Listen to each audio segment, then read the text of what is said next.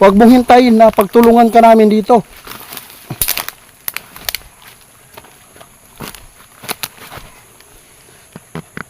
Saan mo nilagay? Bakit ka nagagalit sa akin? Nakita ko yung ulo mo dito. Pwede ba? Isauli mo na lang yan para wala pong gulo. Nandito ako, hindi po makipag-away dahil po alam ko malakas kayo. Nandito lang ako, inutusan ako ng hari ninyo at saka ni Dwindle ninyo na ibalik po ninyo ang inyong ninakaw po doon sa inyong kaharian kasi po kulang po yung gamit ng hari doon. Kasi po yun pala ay nagbibigay po ng malalakas na pangangatawan po ng isang hari.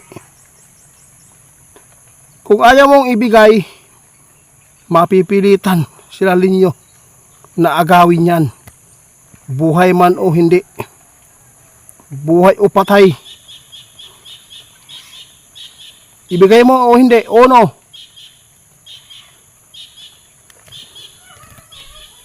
Guys, nagbabalik naman po si Ghost Hunter 88 po dito.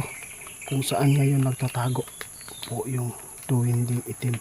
Ito po ay nagnakaw po doon sa kaharian po nila, Dwindling Linyo.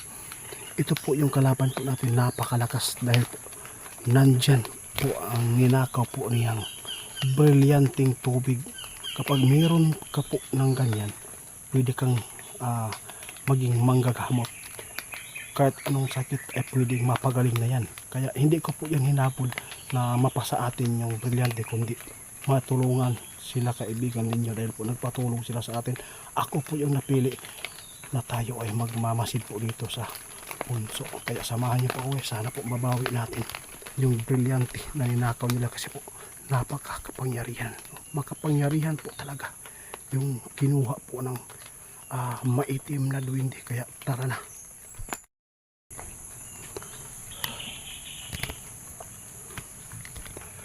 Dito na tayo sa area guys. Pero wala tayong narinig na paramdam. Magmamasid lang po tayo. Baka wala na po yung duwinding maitim pito dahil po napunta na po at nalagyan po ng sinukuan binato. Magmasid lang muna tayo kung nandito ba.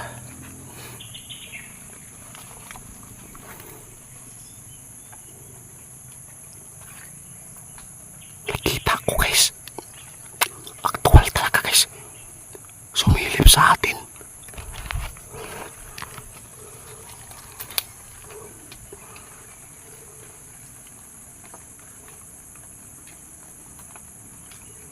Ito po ay napakalaking punso. Ang sabi ni kaibigan niyo, huwag kang lumapit dyan sa malapit. Kasi po kapag bumagsak po daw yung punso na yan, pwede daw tayo mahulog at hindi na makukuha pa sa mga kamag-anak natin.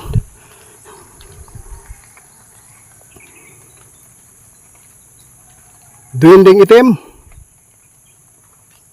bumalik po ako dito.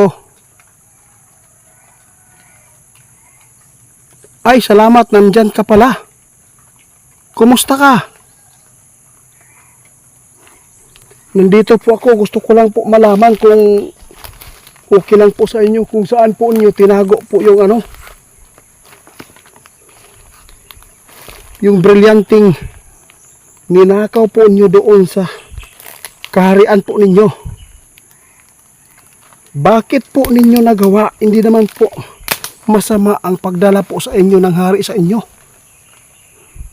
Pwede ko bang malaman kung saan po inyo tinago? Huwag po tayo mag-away. Kasi masama po talaga yung magnakaw kung hindi sa inyo. Huwag po, ha?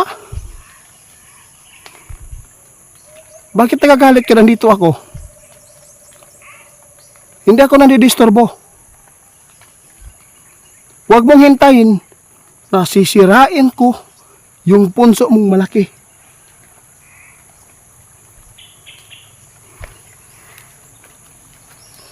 Pwede ba? Ituro mo kung saan po ninyo nilagay po yung brilyante. Ang sabi ni Linyo, alam kong kilala mo si Linyo. Alam ko. Nakita ko yung ulo mo. Nakita ko, napakaliit. Tumingin ka sa akin. Alam ko kung saan mo sinilid po yon. Sinabi ni Linyo, sinilid mo at itinago mo. Sinilid mo sa bote. Huwag mong hintayin na pagtulungan ka namin dito.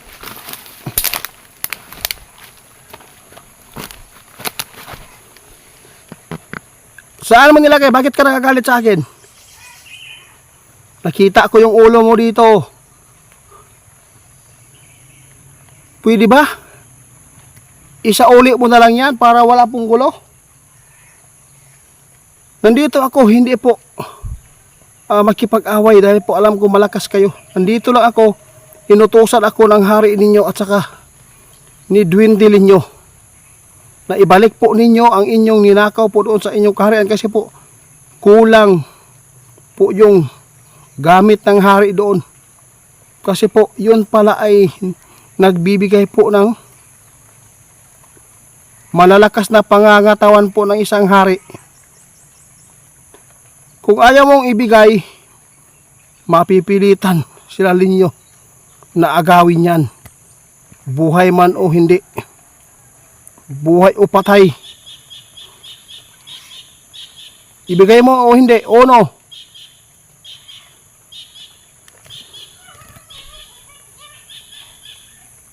Guys, nag-away sila Linyo guys. Biglang dumating sila Linyo po. Sige Linyo, balatan mo Linyo. Pakinggan nyo guys, nag-away guys.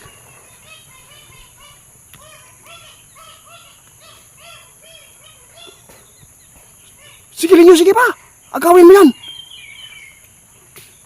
Na, guys, nangabali yung ano guys.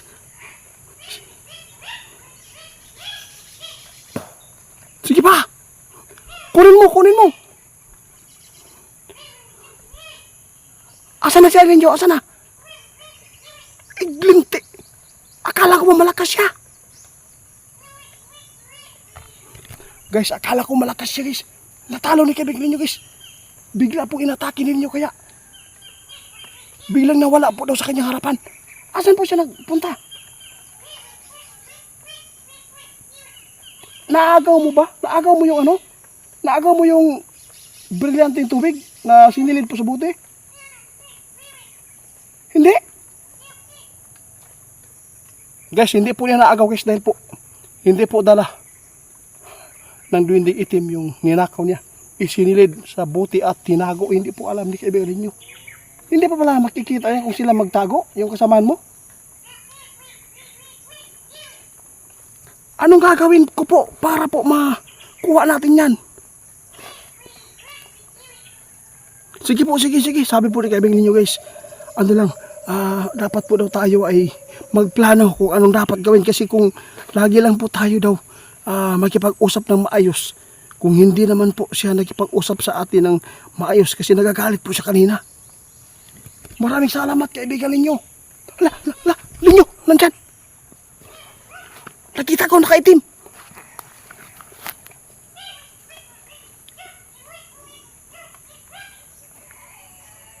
Nasa sa kuan Linyo, nasa saging. Sige, atakihan mo. Tagtil guys, grabe.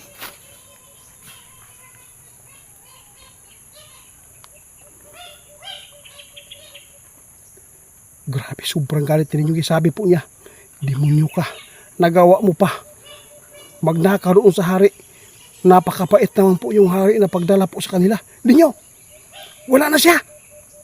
Nakita ko lang bigla yung ano, doon sa saging nagtatago. Baka doon, subukan mong puntahan yung ano, yung puno sa saging, baka doon po niya nilagay po yung buti. Maliit pala yung buti.